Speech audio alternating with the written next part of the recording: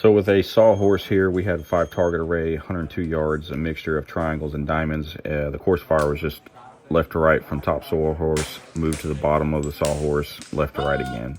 Now with this type of prop, there's really a few different ways of shooting it. You can do it with one bag. You could have 2 bags. That way you don't have to transfer your top bag to your bottom. You can just move the rifle, save you a little bit more time.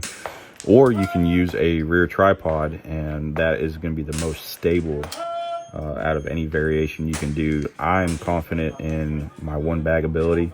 That's generally how I like to run my stages. It's less gear I need to worry about, less things I need to plan for. I can just focus on the bag and how I place it, and then move into the course of fire. Now with this here, I would definitely recommend, if you're not comfortable doing it, I've practiced this before, and you'll see here in the scope mate footage that there's a lot of the stability is put back into the rifle to where I don't get a whole lot of what I call vertical bounce in that reticle on the target. The last 2 shots you'll see here, I thought was due to a bad wind call. So on the very last target, I'll end up holding on the right edge. Then looking back at it, I realized it was an elevation issue. I think I just had a round that sped up a little bit, and it shot over the top of that second to last target.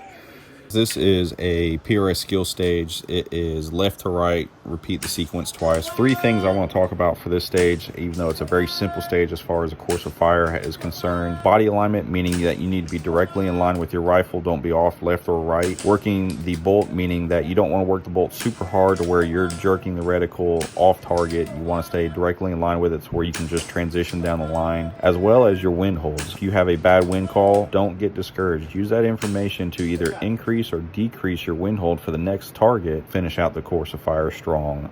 All right, folks, here we have 4 coyotes at 150 yards. They are ranged T1 through T4. You'll see here in the scope mate footage how the course of fire is going to be ran. What I want to talk about specifically for this stage is consistency, okay? Now that word may have a couple different meanings for other shooters, but generally across the board, especially the shooters that are winning matches, top 5 finishes, and are getting these trophies, is how well they're able to repeat their process. Everybody's process is different. You've heard my process through some of the previous videos. It might be similar to yours. It may be different, all right? But what you need to develop is a consistent process, okay? When you go to place that rifle on a prop, how consistent is it? No matter what the prop is, the process should still be the same, all right? Bag first, then the rifle, get behind glass, good cheek weld, send the bolt home. Now you're working on a good follow through on the trigger press, all right? Consistency is what is going to win you a match. All right? The more consistent you are, the more you're able to make your win calls as well as your impacts based on those win calls. Now that means you may miss the first round. That's fine. But if you're not paying attention, you're not consistent on that follow through, you're not going to see that miss, and you're not going to be able to make that correct win call for the following target or for the rest of the match. All right. So figure out what your process is and become consistent in it to where it is second nature and it's muscle memory, and you don't have to think about it when you're on the stage. Guys, you made it this far in the video. You are a rock star. Go ahead and hit that subscribe button if you haven't already. Also, check out Coltec. They make things like this super cool quick close binocular pouch chest rig thing, along with all kinds of barricade bags and all kinds of rear bags and all kinds of cool stuff.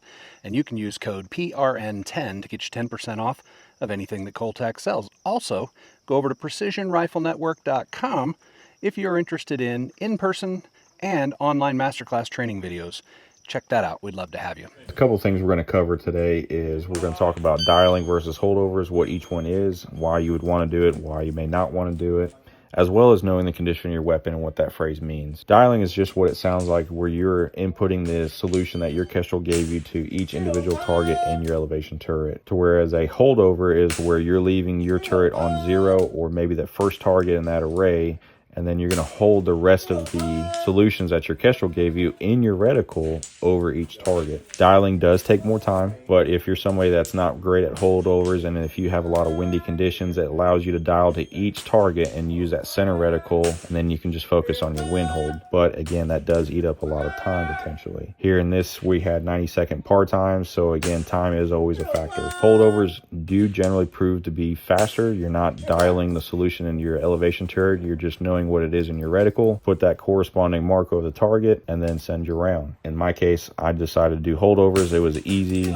It was good math, meaning it wasn't really complicated. It was just the initial 0, and then it was a 1.2, and then a 2.1 hold out. Now we're going to get into the last part of talking about knowing the condition of your weapon. Here you just saw me do a mag change. Now, in my head, I didn't realize that this was a 12-round stage, and I have 10-round mags. All right, so when I sent that bolt home on essentially what was an empty mag, I realized that it felt different, that bolt did not pick up a round, and I was able to do quickly, pull the bolt to the rear, do a mag change, and then send the last 2 rounds and give me an impact, actually for giving me what we call a clean run in this stage. All right, guys, with this stage here, it is a perfect example of why you would want to dial and not necessarily do a holdover. This is what we would call a troop line. It's 2 shots per target. We had rectangles at 125, 140, 170, 200 yards, and then a circle at 257 yards. So one thing I want to talk about of why we want to dial for these kind of targets is, again, you can see in the mirage through the scope mate footage, as well as some of the impacts, the dust coming off it, it's going from right to left. All right, so I don't want to necessarily be focusing on a holdover where I'm holding above the target and then I'm now trying to have to use the tree in my reticle to give me an accurate wind call, versus to where I can dial straight to that yardage and then focus on the center of the target. While we're talking about dialing, I also want to talk about how you go to dial. Now, because I'm using scope mate footage camera, I have to actually lift my head up to be able to see the turret. But normally what you want to do is you want to be able to keep your head on the gun and then just shift your eyes to the elevation turret, and then use your weapon hand to actually do all your dialing. That way you can leave your support hand on your rear bag and you don't lose your perfect placement that you've built that consistency up until that point for. So use all the dialing with your weapon hand and then get back on the gun, close the bolt, and then get back on target.